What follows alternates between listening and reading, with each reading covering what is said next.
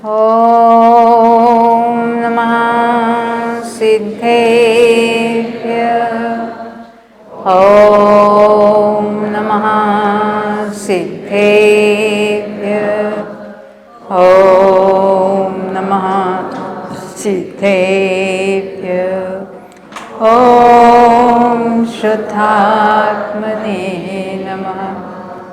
नमो अरिहन्ताणं नमो सिद्धाणं नमो आयर्याणं नमो वैच्छायाणं नमो लोये सौवसावुणं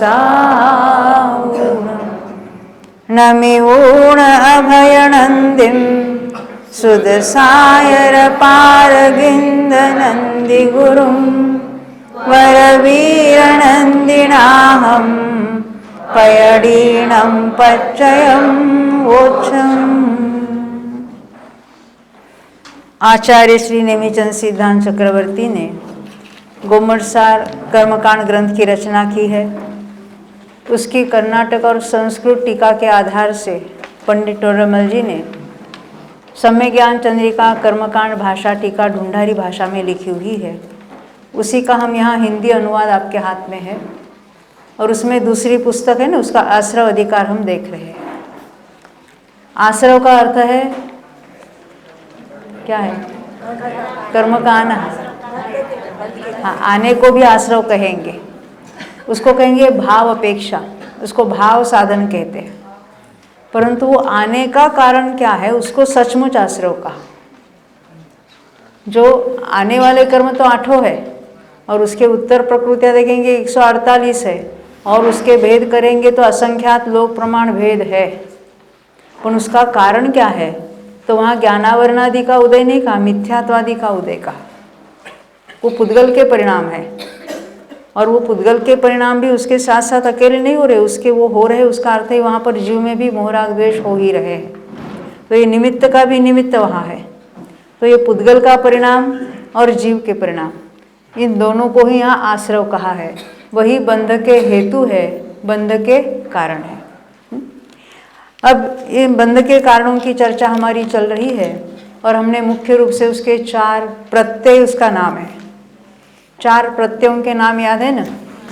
कौन से? मिथ्यात्व, अविरति, कषाय और योग। और उसके हमने भेद भी देखे थे। मिथ्यात्व 5 प्रकार का है, अविरति 12 प्रकार की है, कषाय 25 प्रकार के है और योग 15 प्रकार के है। कहाँ किसके कितने होते उसकी बहुत हमने विस्तार से चर्चा गुणस्थानों में भी की और मार्गणाओं में हम देख रहे थे। मार्गणा का अर्थ क्या है? जो संसारी जीव है उनके अलग अलग अपेक्षाओं से उनके हम भेद कर रहे हैं, उनके वर्गीकरण क्लासिफिकेशन कर रहे हैं। तो ये मार्गणाओं के नाम कोई सुनाएंगे? कौन सुनाना चाहता है?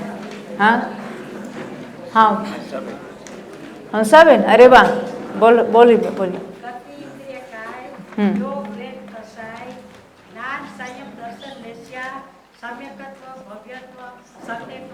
हाँ, पहले भव्य फिर सम्यक्त्व संज्ञा और आहार। बहुत अच्छा। देखो इस उम्र में भी कितनी बिल्कुल गुरुदेव के जमाने के है ना। क्या कहते हैं, ये हमने मार्गणाओं के नाम देखे और हर एक मार्गणाओं के कुछ भेद भी होते हैं। जैसे गति मार्गणा की अपेक्षा 4 गतियाँ हैं, तो प्रत्येक गति की कुछ विशेषता होती है। उसको भी हमको वहाँ योग कितने हो सकते हैं, प्रत्येक अलग अलग कितने हो सकते हैं, उसको हमको कंसिडर करना है। जैसे नारकियों में केवल नपुंसक वेद होगा, नारकी है तो वैक्रिक वैक्रिक मिश्र होगा, उसके औदारिक मिश्रण नहीं होगा, उसको कारमाण भी उसको आहार भी नहीं होगा। इस तरह से हमको हर एक गति में, हर एक जो मार्गणा में हमको देखना है। इंद्रिय मार्गणा की अपेक्षा हमने 5 भेद देखे थे। एक इंद्रिय है, द्विंद्रिय है, तीन्द्रिय है, चतुरिंद्रिय है, पंचेंद्रिय। हर एक की जो जहाँ विशेषता है उसकी बात हमने देखी थी। पंचेंद्रिय में कितने हो गए आश्रव? सबके सब हो गए ना। उसमें सब कुछ इंक्लूडेड है, सभी गुणस्थान भी आ गए उसके अंदर पंचेंद्रियों में और बाकी भी सभी हैं। तो गति हुई, इंद्रिय हुई, काय। काय मार्गणा में जीवों के भेद कौन से होते हैं? काय का अर्थ होता है वो काय मार्गणा यानी वो शरीर के अपेक्षा जीवों के भेद, कायिक जिसको कहेंगे, पृथ्वी कायिक आदि। जैसे काय मार्गणा की अपेक्षा कोई ऐसा नहीं कहना कि योग की बात वहाँ नहीं मिलना है। यानी काय मार्गणा की अपेक्षा औदारिक शरीर वाले होते हैं और काय मार्गणा की अपेक्षा वैक्रिक शरीर वाले होते हैं, ऐसा उसका अर्थ नहीं है। पहले किसी पुस्तक में आया था ऐसा, किसी लेखक ने लिख दिया था, फिर जाके उनको बताया, फिर सम्य ज्ञान चंद्रिका बताई, तब मान गए। क्या करें, ऐसा होता है ना। तो ये जो काय मार्गणा की अपेक्षा जीवों के भेद कौन से? पृथ्वी कायिक, जल कायिक, अग्नि कायिक, वायु कायिक, वनस्पति कायिक और त्रस कायिक। त्रस कायिकों में तो सभी प्रत्यय होंगे, 57 के 57। बाकी जहाँ जितनी इंद्रियां है उतनी अविरति होगी। उसमें एक बात हमने देखी थी, कायिकों में जो है, अभी पृथ्वी कायिक है, पृथ्वी कायिक एक इंद्रिय जीव है, उसको एक ही इंद्रिय है, तो एक इंद्रिय के लिए अविरति कितनी होगी? इंद्रिय अविरति एक होगी, पर काय हिंसा में 6 प्रकार होंगे। आप कहेंगे पृथ्वी कायिक कहाँ षटकाई की हिंसा कर रहा है? हम तो उसकी क्रिया को देख रहे हैं, वो क्रोध करता है कि नहीं, हास्यरति होती है कि नहीं होती है, तो उसके भय लगता है कि नहीं, तो हम भाग नहीं रहे, वहाँ कहाँ भाग रहा है, हमको लगता है उसको कहाँ भय लगता है, वो कहाँ हंसता है। तो हम हंसना क्या नहीं, शरीर की जो क्रिया, जो कुछ विशेष चेहरे पर हमारे भाव होते हैं उसको ही हंसना समझते हैं। पर ये जीव के परिणामों में जो बात हो रही है, क्योंकि अविरति तब तक होगी, इंद्रिय अविरति तो 5 इंद्रिया है ही नहीं है, तो इसलिए उसकी कहेंगे नहीं। परंतु प्राणी असंयम, जब तक उसका त्याग होकर, वो त्याग भी कैसे होगा? वीतरागता पूर्वक जो होगा। बाह्य त्याग को त्याग नहीं कहते हैं, नहीं समझे। जैसे मुनि दीक्षा ली किसी ने, तो उसने बिल्कुल जिसको कहेंगे विधि पूर्वक कहो, या उसने ऐसे नियम ले लिया, कैसे कि मैं किसी षटकाई जीवों की विराधना नहीं करूँगा, तो अविरत से विरत हुआ कि नहीं हुआ? ये मैं पूछ रही हूँ। नहीं, क्यों? ये तो चारित्र संयम यानी चारित्र का भेद है। अभी क्या सुना? चारित्र है सम्यक ज्ञान पूर्वक होता है, सम्यक ज्ञान वो तो सम्यक दर्शन पूर्वक होता है। जिसको सम्यक दर्शन ही नहीं है उसका त्याग को उसको द्रव्य यम शब्द आया है शास्त्र में, द्रव्य यम, क्योंकि वो यम नियम पाल रहा है, परंतु अभी सम्यक तो है ही नहीं है, तो उसको कहेंगे वो द्रव्य यम है, वो संयम नहीं है। संयम सम्यक प्रकार से यम नहीं है, यानी सम्यक दर्शन ज्ञान पूर्वक ही ये होता है। चारित्र क्यों कहा उसको? ऐसे क्या नहीं, सम्यक दृष्टि पर चारित्र नहीं, चारित्र नहीं यानी संयम नहीं है, क्योंकि चौथे गुणस्थान का नाम क्या है? अविरत सम्यक दृष्टि, पर उसको चारित्र नहीं यानी सम्यक चारित्र नहीं है क्या? क्योंकि सम्यक दर्शन, सम्यक ज्ञान, सम्यक चारित्र, अरे सभी अनंत गुणों में सम्यक अंश शुरू हुआ है, उसको हम मिथ्या चारित्र नहीं कहेंगे। अभी जो सम्यक दृष्टि के राग द्वेष है कि नहीं, कितने राग द्वेष है अभी चौथे गुणस्थान वाले के? तीन चौकड़ी है अभी।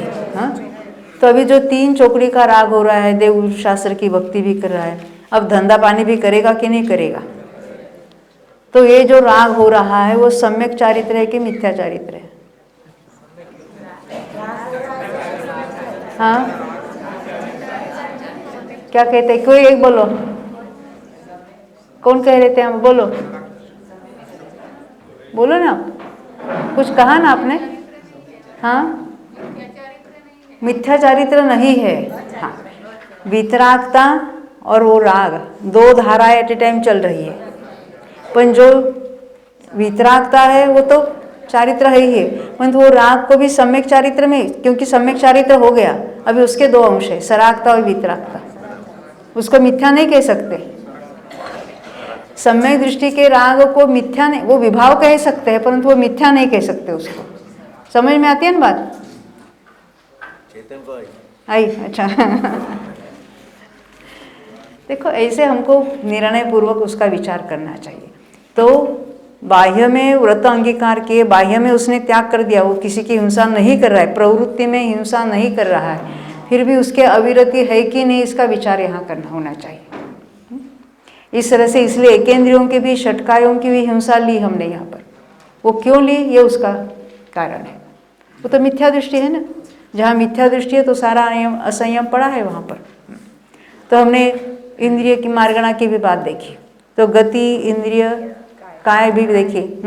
योग, योग बहुत प्रकार के हैं ना तो कहाँ कौन से योग है वो देखा था, परंतु योग मार्गणा में किसी एक योग की बात करते हैं। अभी आहार की बात छोड़ो, अन्य कोई योग देख लो, जैसे वैक्रिक का योग होगा, तो वैक्रिक का योग वाले के मिथ्यात्व के 5 प्रकार हो सकते हैं, नहीं हो सकते हैं ना, मिथ्या दृष्टि भी है ना देवनार की। और फिर अविरति 12 है, क्योंकि चौथे गुणस्थान तक ही जाते हैं वो। और फिर कषाय 25 है, क्योंकि देव है वो तो स्त्री पुरुष है, नार की नपुंसक भी है, तो सभी गर्भित हो गए उसमें। अब जो एक योग है कौन सा, वैक्रिक है, वैक्रिक की बात कर रही है। एक वैक्रिक योग है तो उस जीव को, एक हो गए अनेक हो गए, उन जीवों को अन्य योग उस समय है क्या? एक जीव को हम योग की अपेक्षा बात करें, योग मार्गणा में वैक्रिक का योग वाला जब कहेंगे तो वो अन्य योग वाला नहीं है, तो उसके अन्य 14 योग नहीं है, तो उनके लिए वो 14 माइनस करना 57 में से, उतने उनके प्रत्यय यानी आश्रय होते हैं। यहाँ तक समझ में आई बात। आहारक की बात अलग हमने उठाई थी, क्यों?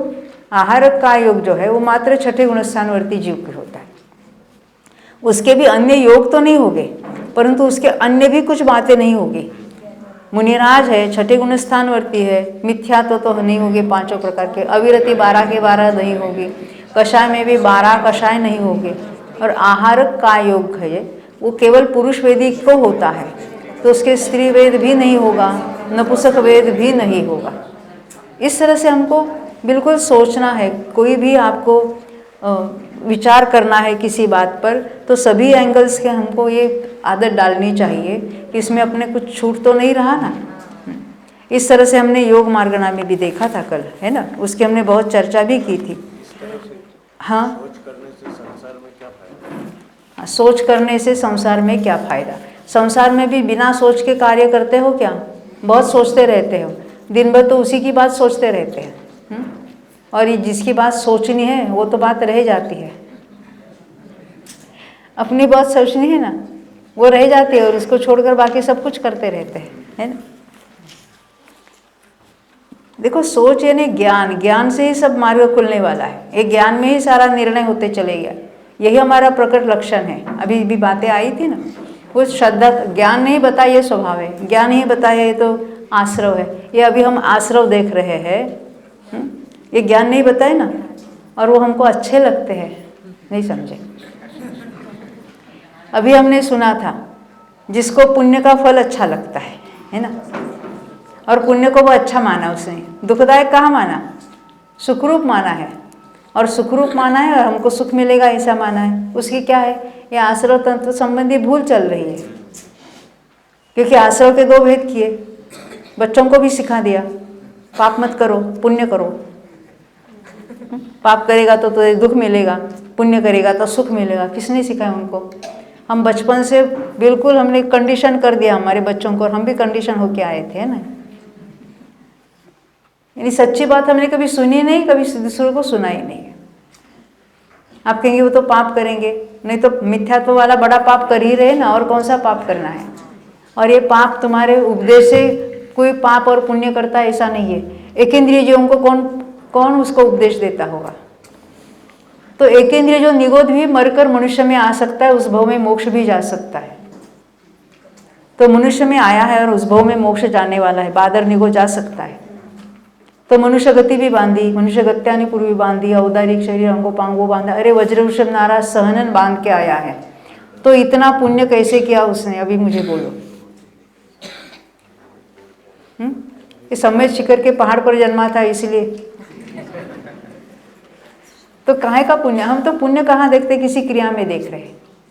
वहाँ पर भी उस सूक्ष्म निगोद अपर्याप्त भी वो उसके पुण्य पाप के परिणाम हो रहे हैं। एक इंद्रिय कोई भी 14 जीव समास वाला कोई भी जीव हो, अंतर्मूर्त में संक्लेश विशुद्धि, संक्लेश विशुद्धि यानी तीव्र परिणाम मंद परिणाम, कषाय के जो परिणाम है वो तीव्र मंद सहज रूप से होते रहते हैं और सहज रूप से ये कर्म प्रकृति ऑटोमेटिक बनती रहती है। और हम एक दूसरे को उपदेश क्या करते हैं, पाप मत करो पुण्य करो, पाप मत करो पुण्य करो। ये हमारी आश्रव संबंधी मिथ्या मान्यता है, 7 तत्व संबंधी मिथ्या मान्यता है। क्यों? पाप से दुख मिलेगा, तो हमने संयोग से दुख मिलता है नक्की कर दिया। अरे पाप और पुण्य दोनों ही दुख रूप है। पुण्य इटसेल्फ दुख है, तो उससे सुख कैसे मिलेगा? ये विचार तो करते नहीं ना हम। हाँ, अब प्रूव यही है ना, ये जो पुण्य से संयोग मिलते हैं 6 घंटे से 10 घंटा करेंगे क्या स्वाध्याय तो ये कहते हैं कि पुण्य भी दुख रूप क्यों है?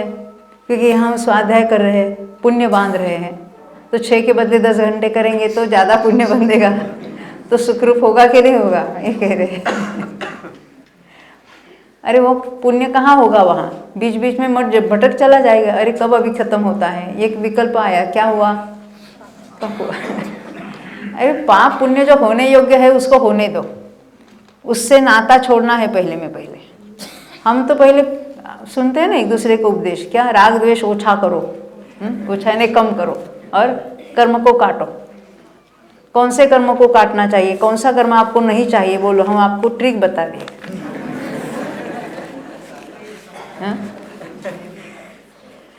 आयु तो चाहिए, बाकी बस सब कर्म चले जाए तो चलेगा। आयु कोई छीन लेता है ऐसा लगता है तो दौड़ते हैं कहाँ, डॉक्टर के पास। अरे आत्मा के पास दौड़ना चाहिए थे ना। चलो, ये हमने योग मार्गणा भी देखी थी। वेद मार्गणा में भी देखिए, स्त्री वेदी जीव है, 90 गुण स्थान तक का जीव है। और उसमें क्या नहीं होगा, स्त्री वेद है तो पुरुष वेद नहीं होगा, नपुंसक वेद नहीं होगा, और क्या नहीं होगा, आहारक यानी आहारक और आहारक का योग भी उसके नहीं होगा। बाकी सब होगे कि नहीं होगे? हाँ, ये 4 नहीं होगे तो 53 होगे। पुरुष वेदी जीवों को केवल 2 वेद नहीं होगे, अन्य वेद उसको आहारक हो सकता है। और नपुंसक वेद को स्त्री वेद जैसा ही है, नपुंसक वेदी है उसको स्त्री वेद नहीं है और पुरुष वेद नहीं है, आहारक भी नहीं है दोनों। तो ये वेद मार्गणा हुई। कषाय मार्गणा में क्रोध वाले, मान वाले, माया वाले, लोभ वाले, पहले गुणस्थान से 90 तक के। उसमें भी एक क्रोध वाला है, वो मान माया लोभ वाला उस समय नहीं है।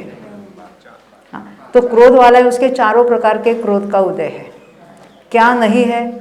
अन्य 12 नहीं है, तो 12 कम कर देना, बाकी सभी है। मिथ्यात्व भी है, अविरति भी है, बाकी योग में क्या लेना, सब लेना।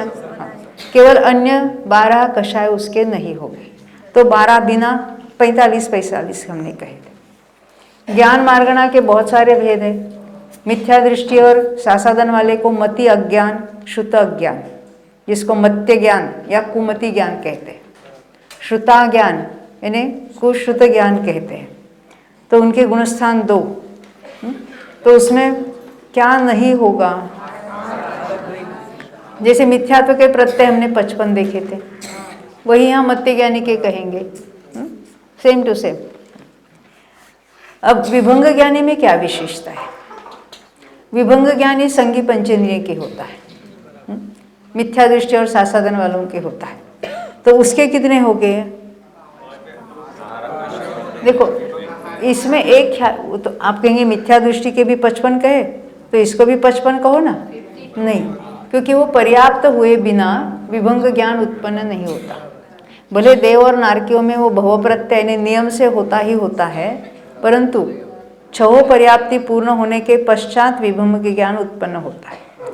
इसलिए क्या कहना है, कारमाण भी नहीं है, वैक्रिक मिश्र भी नहीं है, औदारिक मिश्र भी नहीं है, मनुष्य तिर्यंचों को भी अपर्याप्त अवस्था में नहीं होगा। इस तरह से हमने उसको, और आहारिक द्विक तो होते ही नहीं है। हाँ, तो औदारिक मिश्र, कारमान और वैक्रिक मिश्र छोड़े और आहारक द्विक छोड़े, तो बाकी सब उसके हो गए। अब जो सम्यक ज्ञान है, मति ज्ञान, श्रुति ज्ञान, अवधि ज्ञान, 4थे गुण स्थान से लेना है। तो उसमें मिथ्यात्व को नहीं ले सकते, पर चौथे वाले को अविरति सभी ले सकते हैं।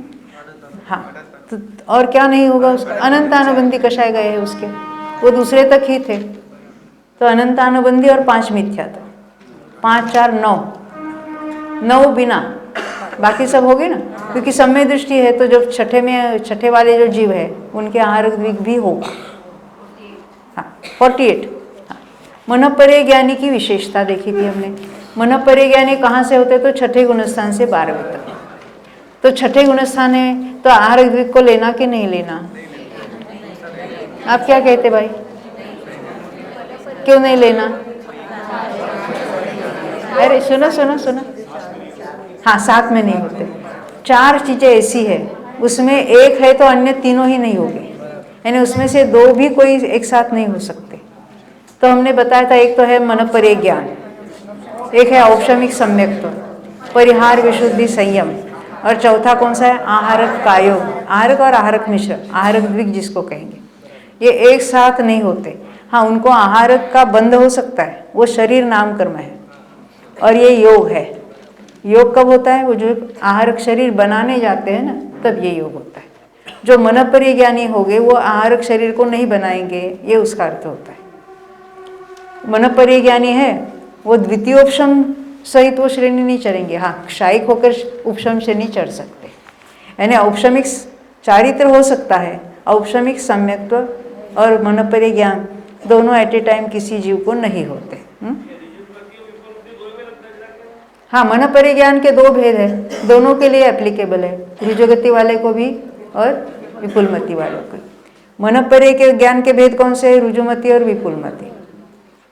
और ये अवधि ज्ञान के भेद कौन से होते हैं? देशावधि, परमावधि, सर्वावधि, है ना। इसमें कोई कंफ्यूजन नहीं करना है। हाँ, फिर हाँ, आप कहेंगे ये ऋजुमति और विपुलमति क्या होता है? अवधि ज्ञान की तो बात मालूम है ना, अभी सुना ना, परोक्ष ज्ञान है अवधि ज्ञान और मनोपरि ज्ञान, जो एक देश प्रत्यक्ष है, एक देश प्रत्यक्ष, परोक्ष नहीं, एक देश प्रत्यक्ष, वो क्षोभम ज्ञान है, एक देश प्रत्यक्ष है, और केवल ज्ञान है वो सकल प्रत्यक्ष है ना। तो उसके 2 भेद है मनोपरि ज्ञान के। मनोपरि ज्ञान कहते किसको है? तो द्रव्य क्षेत्र काल भाव की मर्यादा पूर्वक दूसरे के मन में स्थित रूपी पदार्थ संबंधी जो उसके भाव है उसको वो प्रत्यक्ष जानते हैं, यह है मनोपरि ज्ञान।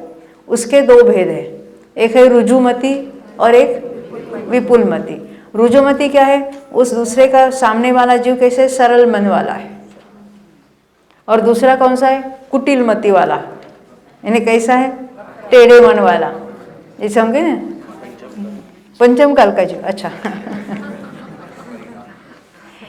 तो उनकी विशुद्धि अधिक है, और वो जैसे द्रव्य क्षेत्र वो तो अधिक उसके विस्तार से उसको जानेंगे, अधिक काल तक आगे पीछे का जानेंगे, उनका क्षेत्र जानने का क्षेत्र भी अधिक बड़ा होगा। इस तरह से उसके बहुत पॉइंट्स है, कहाँ कितने क्षेत्र तक जानते हैं, कितने काल आगे पीछे तक जानते हैं, किसी के तो पूर्व भाव भी उसने क्या सोचा था, कहाँ क्या वस्तु रखी थी, ये उनके मन संबंधी, वचन संबंधी, काय संबंधी जो क्रिया अभी वो याद करने की कोशिश कर रहा है या आगे जाकर करने वाला है, वो सब उनके ज्ञान का विषय है।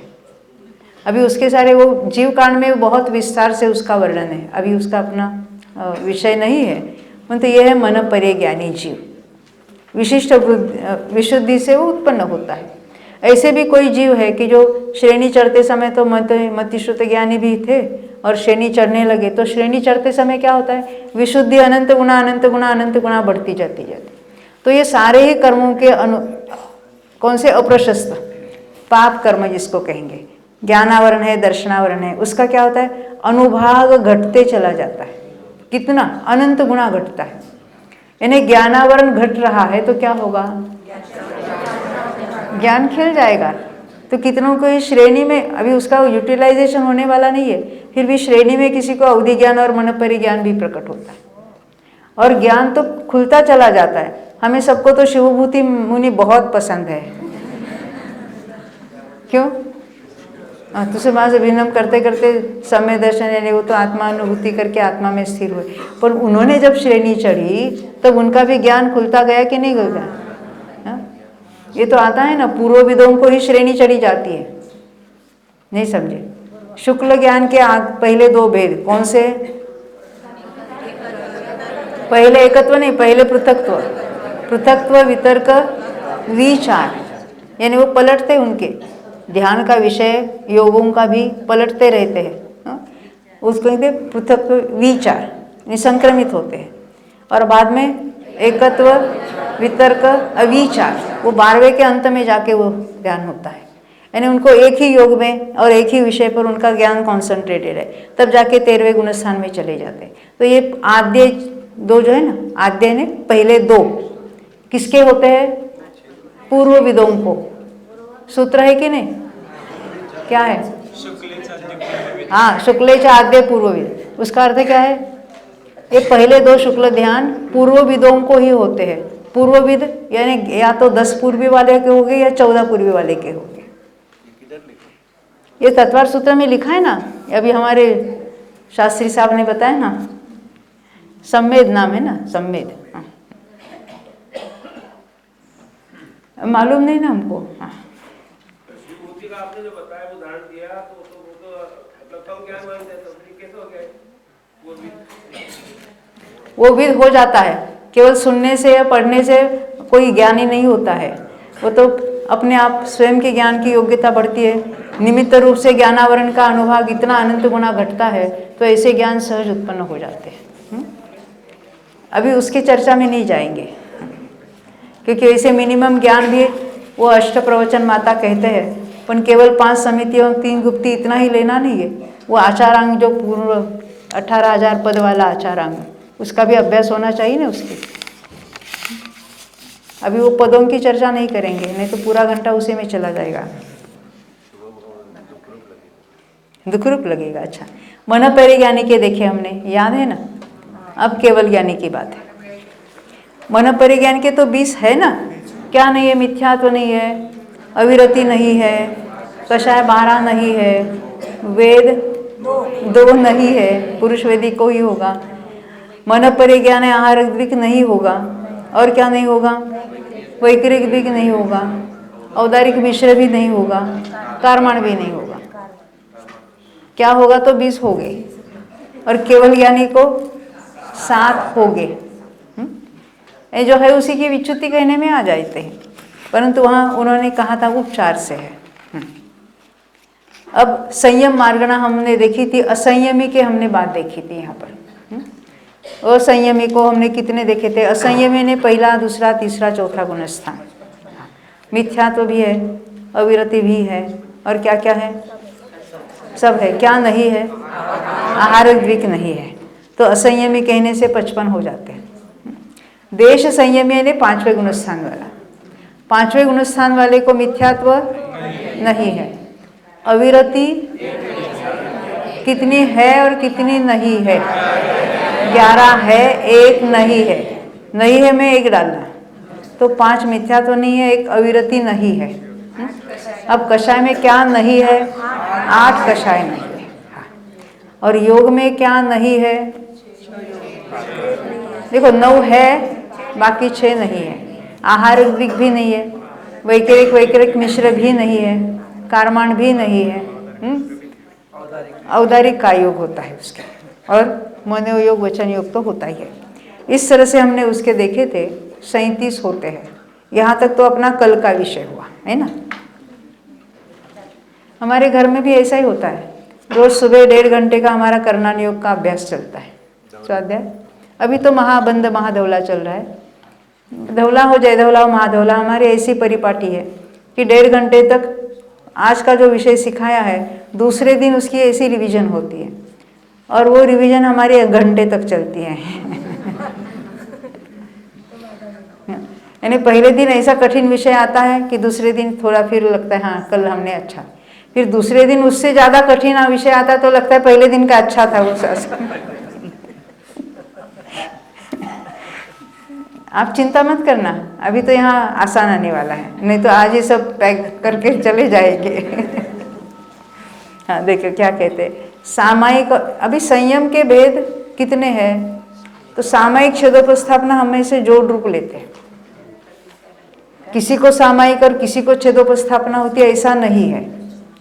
ये तो मुनिराज के जो संयम है उसका नाम क्या है? सामायिक छेदोपस्थापना। वो 6ठे 7वें 8वें 9वें गुण स्थान तक होता है, क्योंकि 10वें गुण स्थान के संयम का स्पेशल नाम है। 10वें गुण स्थान का नाम क्या है? सूक्ष्म संप्राय। तो उस संयम का नाम भी है सूक्ष्म संप्राय। फिर 11वें 12वें 13वें 14वें गुणस्थान वाले कैसे? पूर्ण वीतरागी है, तो वहाँ जो संयम है उसका नाम है यथाख्यात संयम। अभी एक कोई रह गए कि परिहार विशुद्धि, तो उसके गुणस्थान है 6ठा और 7वां।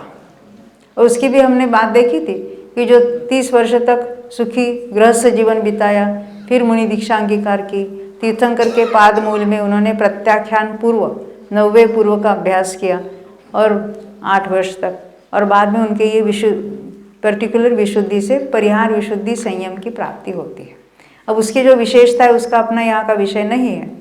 तो उन जीवों को क्या नहीं होता अभी हमने देखा था ना, प्रत्ययों में से क्या नहीं होगा? हाँ, मिथ्यात्व नहीं होगा। 6ठे गुणस्थान वर्ती है, अविरति नहीं होगी। 6ठे गुणस्थान में 12 कषाय नहीं होगे। और ये कैसे? परिहार विशुद्धि वाले हैं, पुरुष वेदी ही होंगे। हाँ, तो उनके स्त्री वेद और नपुंसक वेद नहीं होगा। और योग में क्या नहीं होगा? क्या होगा? आहार द्विक नहीं होगा। अब परिहार विशुद्धि मुनिराजों के है तो कारमाण भी नहीं होगा, औदारिक मिश्र भी नहीं होगा, वैक्रिक मिश्र भी नहीं होगा, वैक्रिक भी नहीं होगा, है ना? इतने नहीं होंगे। कोई प्रश्न है? तो सामायिक छेदोपस्थापना में कितने होते हमने देखे तो 24, और परिहार विशुद्धि में कितने होते तो 20। तो परिहार विशुद्धि स्वयं वाले सिद्धि 6ठे 7वें गुणस्थान में होते हैं या 4थे 5वें 6ठे 7वें में जो मुनि आगे जाते हैं तो उनको परिहार विशुद्धि कैसे? मुनिराज कभी 4थे 5वें 6ठे 7वें में नहीं होते। मुनिराज तो 6ठे 7वें में ही होते हैं।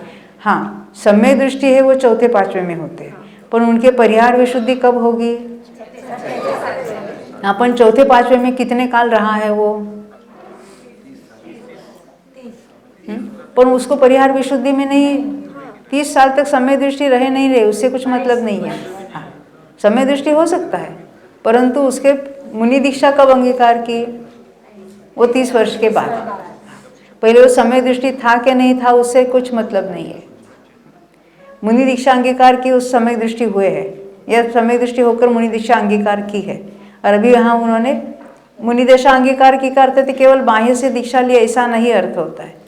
वो तो 7वां गुणस्थान प्रकट हुआ और 6ठा 7वां चलता रहा, ये इसका अर्थ होता है। क्या वो कौन से तीर्थंकर के पादमूल में जाके प्रत्याख्यान पूर्व का अभ्यास किया उन्होंने? नहीं होगा।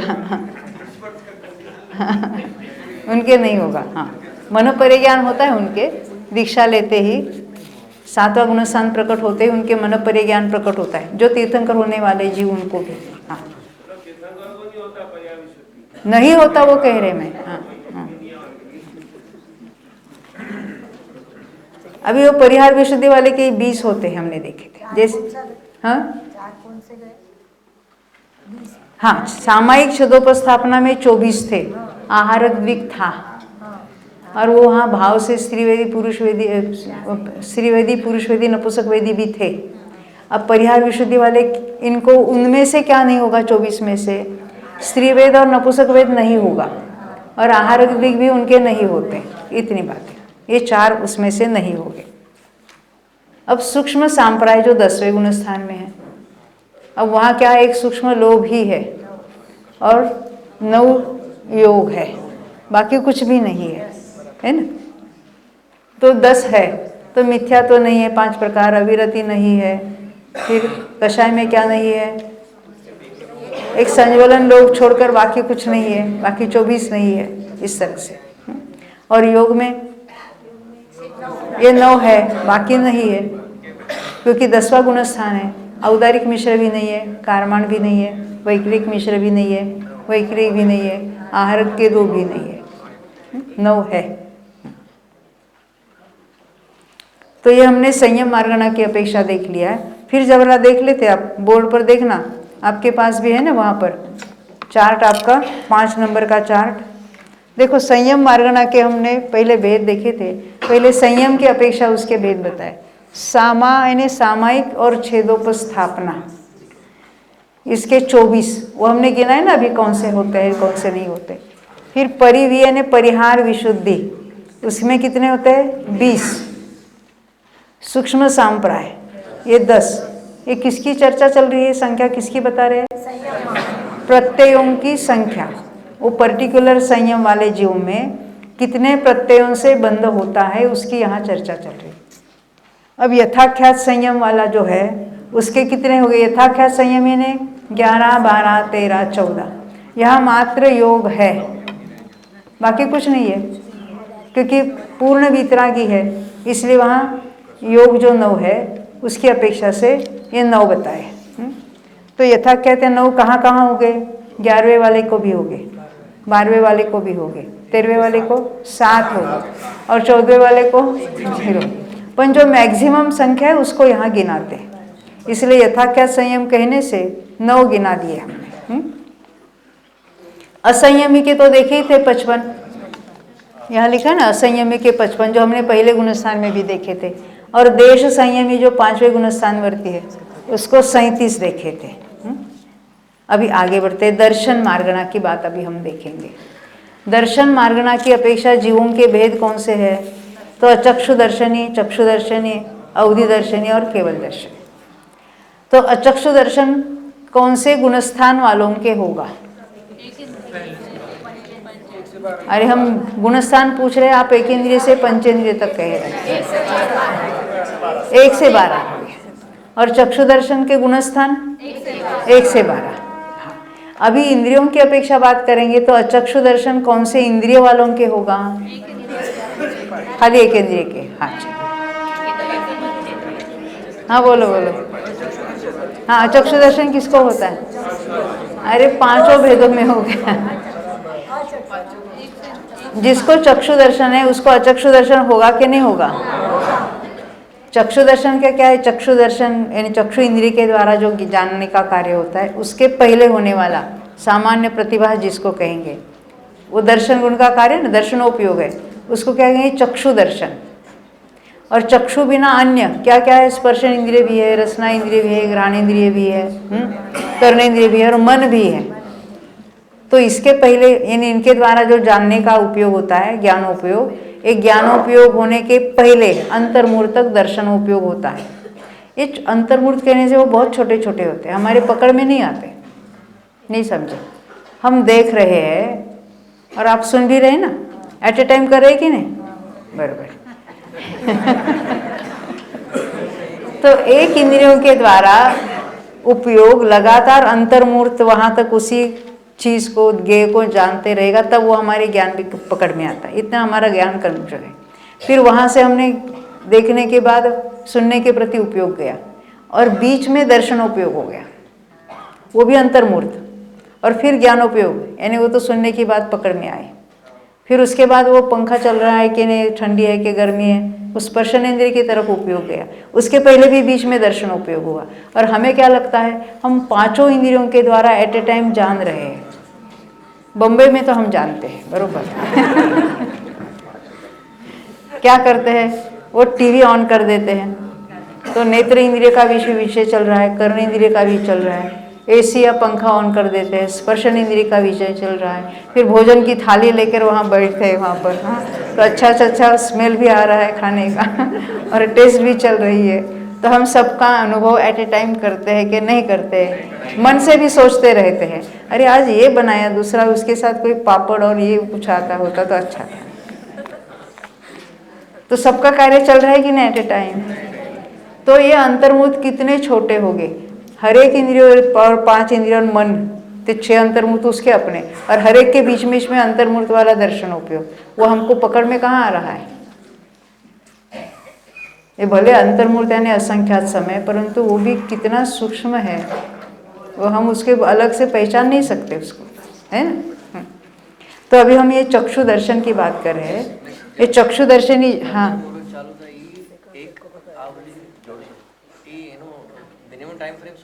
आपका ये प्रश्न है, अंतर्मूर्त छोटे में छोटा अंतर्मूर्त कितना होता है, तो तो आवली प्लस एक समय, ये आवली क्या बला होती है?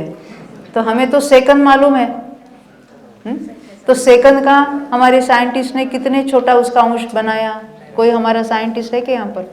सेकंड के कितने भेद किए? नैनो से भी पिको छोटा, कितने कितने रेस टू माइनस कितना? माइनस बस 12 -12 पिको। नैनो था -9 कुछ था ना, का 10 था। हाँ, अब पिको, यानी अभी साइंटिस्ट ने ढूंढ निकाला नया। मेरी भाषा में साइंटिस्ट उसको कहते हैं जिसकी खोज कभी पूरी नहीं होती, और सर्वज्ञ उसको कहते हैं अरे खोजने का कुछ बाकी नहीं रहा। फिर भी हम सर्वज्ञ की बात तभी मानते हैं जब साइंटिस्ट ने प्रूव की है। तो ये -12 यानी संख्यात्वा भाग है कि असंख्यात्वा भाग है? इतना कह दो, संख्यात्वा।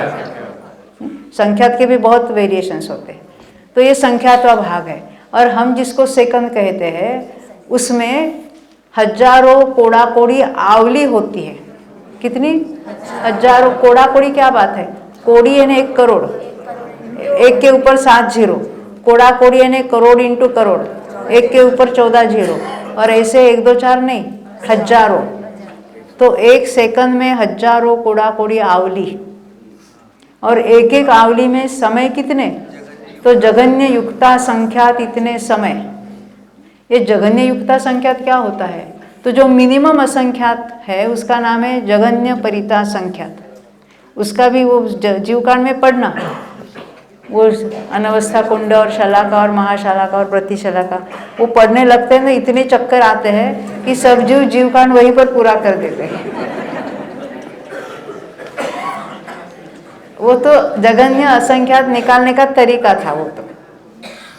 हाँ, तो वो जो जगन्य परिता संख्यात जो संख्या है उसको जगन्य परिता संख्यात बाद लिखना, उसकी बार लिखना।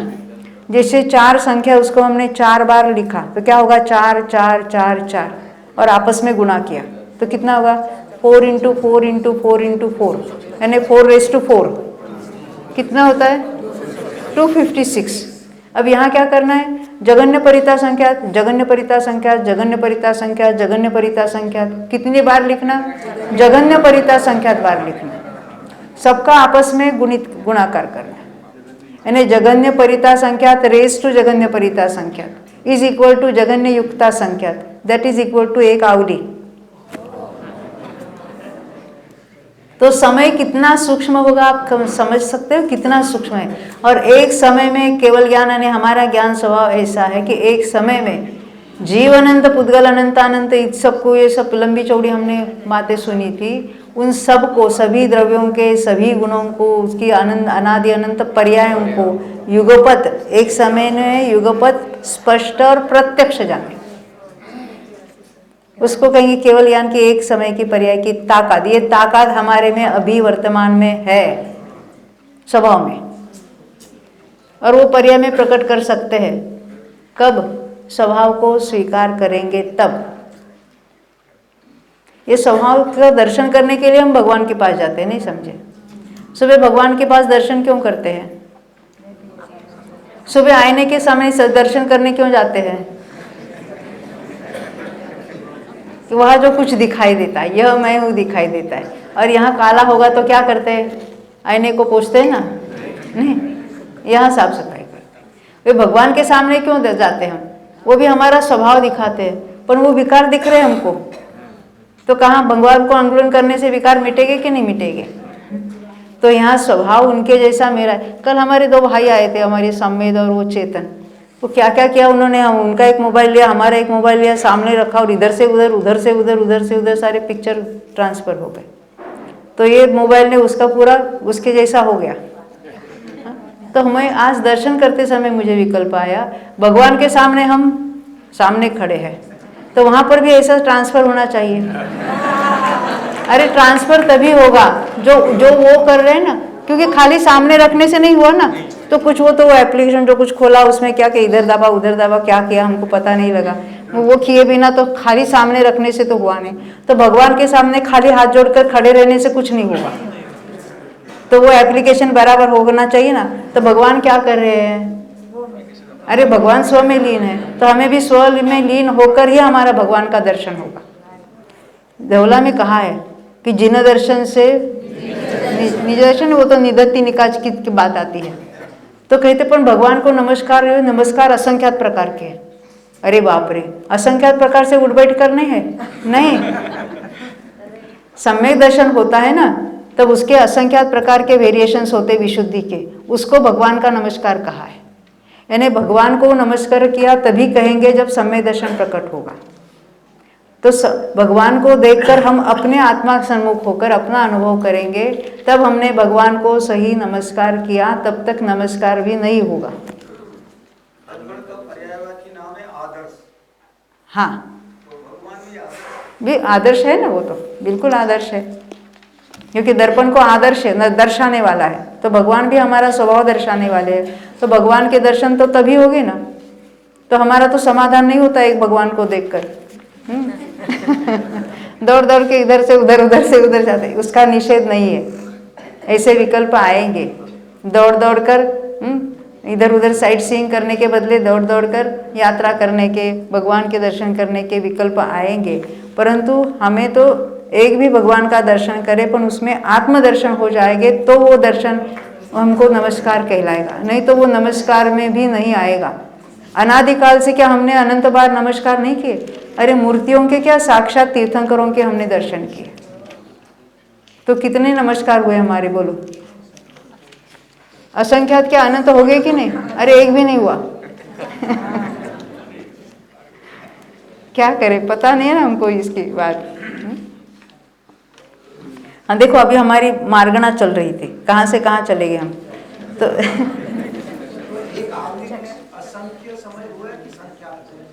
एक आवली में अभी हमने बताया ना, वो जो मिनिमम असंख्यात है जिसका नाम है जगन्य परिता संख्यात, उसको उतनी ही असंख्यात बार लिखा और आपस में गुणा किया, यानी वर्ग का वर्ग को सब करते गए, तब जाके जो संख्या आई उसका नाम है आवली। तो आवली में कितने असंख्यात समय आ गए कि जो आप इमेजिन भी नहीं कर सकते, इतने असंख्यात समय एक आवली में।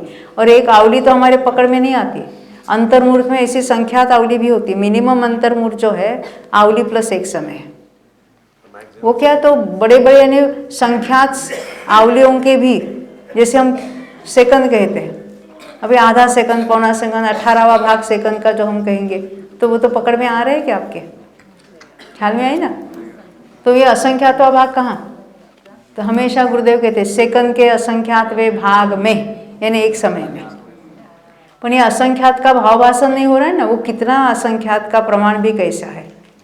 तो केवली के ज्ञान में एक समय में क्या क्या बातें आती है, ये तो केवल ज्ञान यानी स्वभाव का सामर्थ्य बताना है। केवल ज्ञान यानी केवल भगवान के वहाँ गुणगान नहीं गाने हैं, भगवान के स्वभाव में था तो उन्होंने पर्याय में प्रकट हुआ। तो हमें भी स्वभाव है कि नहीं? हाँ, कैसे सिद्ध करेंगे स्वभाव है, बोलो।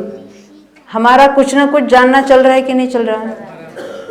आप कहेंगे आप क्या बोलते, कुछ नहीं समझ में आता। तो कुछ नहीं समझ में आता, इतना तो समझ में आया कि नहीं आया? पहले हमारा एक बार कर्मकांड का शिविर हुआ था यहीं पर 86 में, कभी कभी होता, मुझे याद नहीं है।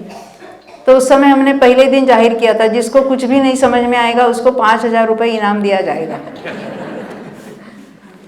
तो आखिरी दिन हमारी मौसी खड़ी हो गई, ये हमारी आई है ना दूसरी, उसकी बड़ी बहन, उसे मुझे कुछ भी नहीं समझ में आया।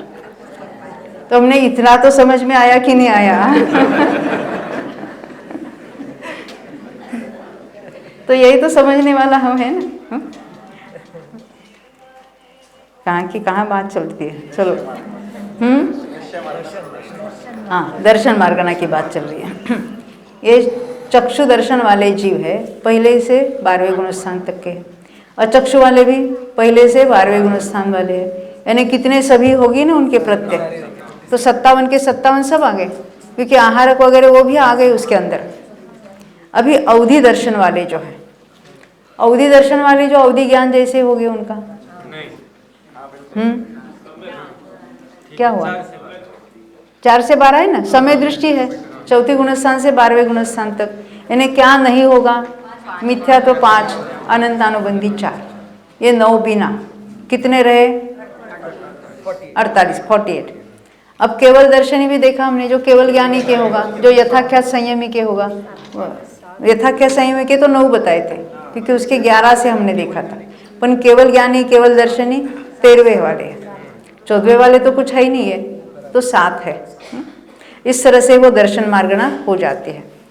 अभी हम आगे की मार्गणा देखेंगे। अब लेशा मार्गणा। ये लेशा के प्रकरण में जीवों के जो भेद किए हैं, कितने किए? 6 भेद। कौन से? कृष्ण लेशा वाले, नील लेशा वाले, कापोत लेशा वाले, पीत वाले, पद्म वाले और शुक्ल वाले। कल हमने कुछ वो लेशा का वो वर्णन भी किया था ना, वो वृक्ष होता है, उसके परिणाम कैसे कैसे होते हैं, इसकी बातें उठाई थी। एक बात लेना है कि नारकियों में जो जिसकी लेशा है वो कायम पूरे लाइफ टाइम तक वही लेशा रहती है। 7वें नरक के, 6ठे नरक के और 5वें के कुछ उनकी कृष्ण लेशा ही होती है। नील लेशा 5वें के, 4थे के होती है।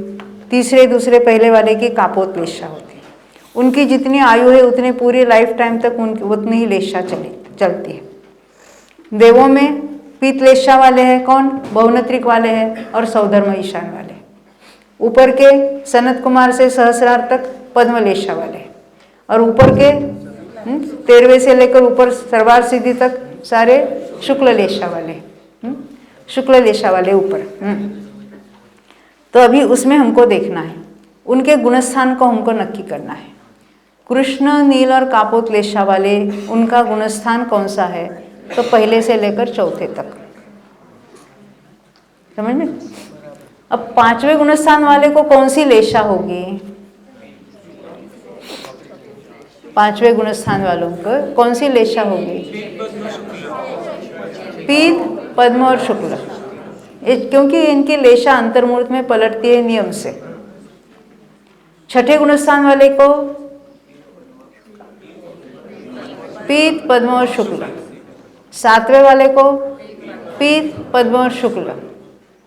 तो पीत, पद्म और शुक्ल लेशा के गुणस्थान कौन से हो गए? 5, 6, 7, बरोबर। हमने क्या देखा था? पहले 4 गुणस्थानों में 6 लेशा होती है।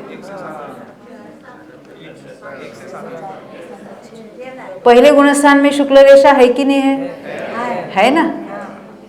मिथ्या दृष्टियों को भी पीत, पद्म, शुक्ल लेशा होती है, परंतु देखो पहले कृष्ण, नील, कापोत 4थे तक ही होती है। तक कहा, पर कहाँ से? पहले से 4थे तक। और पीत, पद्म कहाँ से कहाँ तक? पहले से 7वें तक। अभी हमने शुक्ल को छोड़ दिया।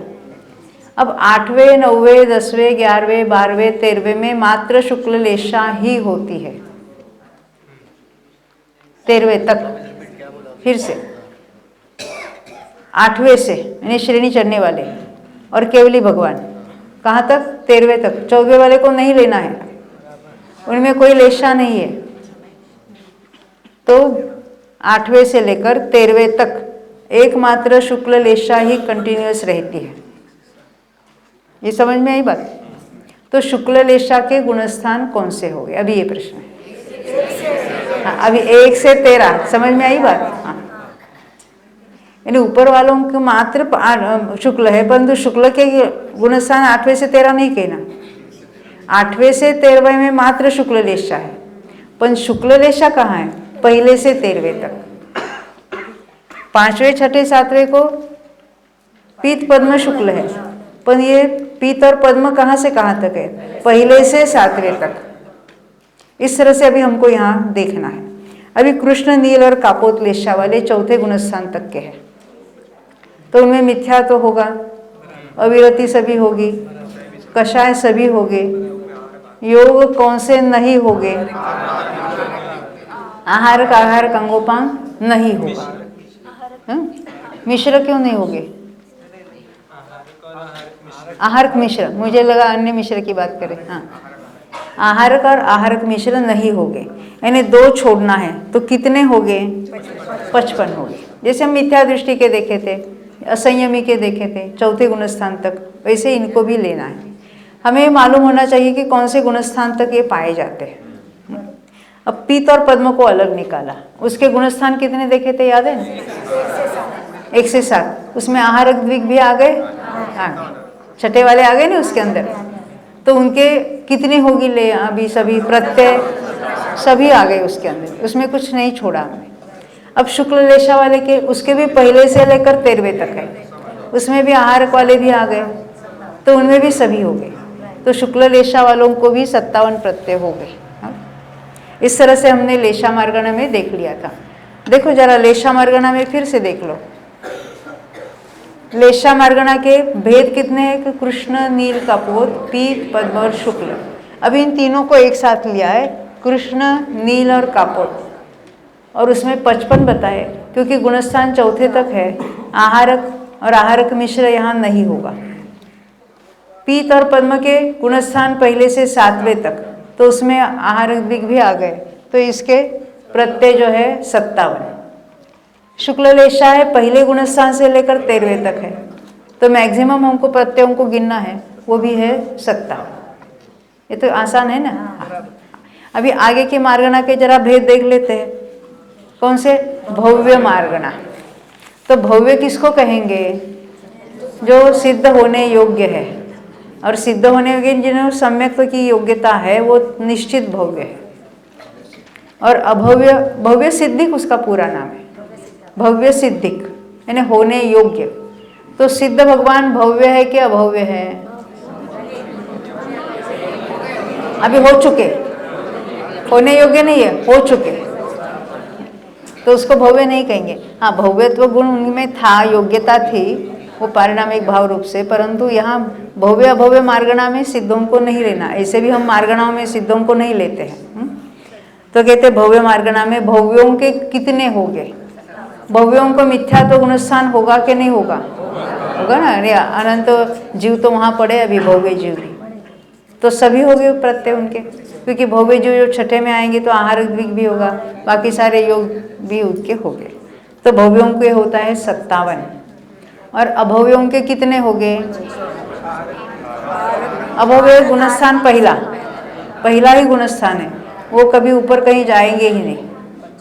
हाँ, भले वो ग्रेवेक में भी क्यों न जावे, मुनिव्रत धार अनंत बार, अगर अभव्य है तो उनके सम्यक तो प्राप्ति की योग्यता, ऐसा ही उनका पर्यायगत योग्यता है कि उनमें वो है ही नहीं है। किसी कौन से कर्म के उदय से होता है ऐसा? हाँ, वो किसी कर्म के उदय से नहीं है, उसका पारिणामिक भाव। हाँ, अभव्य के गुणस्थान पहला, भव्य 1 से लेकर 14वें तक है, भव्य जीव कहेंगे हम। और अभव्यों का गुणस्थान पहला, तो आहारक द्विग बिना सभी हो गए कि नहीं हो गए? मिथ्या तो भी है, अविरति भी है, कषाय सभी है, और योग आहारक द्विग को छोड़कर बाकी सभी है। तो इस तरह से उसके हो गए 55। इस तरह से अभी हम भव्य मार्गणा तक आए हैं, है ना। ऐसे कौन से भावों से ये बनता है कर्म? अब से कौन से बांध, ये कर्म है ही नहीं है। हाँ, नहीं, कौन से भाव ऐसे होते हैं? कौन से भाव भी नहीं होते, ऐसी उसकी पर्यायगत योग्यता जो केवल ज्ञानी ने जानी है। हाँ, तो हम भव्य के अभव्य ऐसी चिंता करने की बिल्कुल जरूरत नहीं है। भव्य सिद्धि कहने, सिद्धि कहने सिद्ध होने के योग्य, भव्य का अर्थ होता है होने योग्य। दो से नहीं, अरे भव्य जीव तो पहले गुणस्थान में पड़े ना, अनंत जीव, वही तो सम्यक तो प्राप्त करेंगे। भव्य जीवों को ही सम्यक तो होगा कि अभव्यों को ही होगा? तो मिथ्यात्व में से समय दृष्टि होगी ना। अनंत जीव भव्य तो अभी नित्य निगोद में पड़े। तो 2 से 14 वाले हैं, उसको क्या बोलते हैं? वो तो भव्यत्व का उनकी अभिव्यक्ति हो गई, कंफर्म हो गए, वो भव्य ही है, वो तो निश्चित हो गया। परंतु पहले गुणस्थान में तो अनंत जीव राशि है जो भव्य है। अब अपना समय हो गया, अभी यहीं रुकेंगे, थोड़ी देर के बाद मिलते हैं। बोलो 2400 भगवान की जय।